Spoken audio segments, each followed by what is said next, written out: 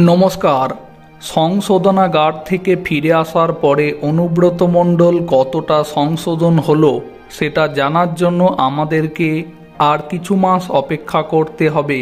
কিন্তু এখন ঘটনা হচ্ছে, জেলে যাওয়ার আগে অনুব্রত মণ্ডলের যা চেহারা ছিল, প্রায় 2 বছর জেলে থাকার পরে জেল থেকে জামিন পেয়ে এসে সেই অনুব্রত মণ্ডলের চেহারাই যেন আধখানা হয়ে দাঁড়িয়েছে।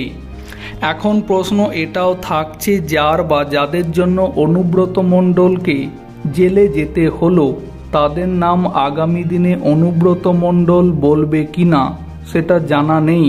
তবে ঘটনা হচ্ছে, জেল থেকে জামিন পেয়ে নিজের বাড়িতে ফিরে এসে জেলে যাওয়া প্রসঙ্গে সংবাদ মাধ্যমের সামনে আক্ষেপের সুরে অনুব্রত মণ্ডল অনেক কথাই বলেছেন। আর ঠিক সেই কথার মাঝেই এবার একটি এমন ইঙ্গিতপূর্ণ বাক্য তিনি বললেন, যেখান থেকেই কৌতূহল তৈরি হচ্ছে অনুব্রত মণ্ডল যেন কিছু বলতে গিয়েও আটকে গেলেন। সংবাদ মাধ্যমের সামনে অনুব্রতর গলায় ধরা পড়ল আক্ষেপের সুর।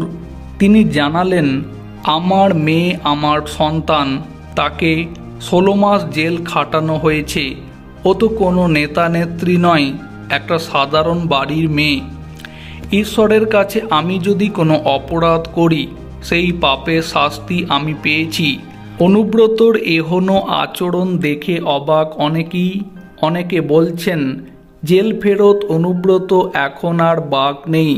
আপাতত তিনি একজন শান্তিপ্রিয় মানুষ, ব্যথিত পিতা।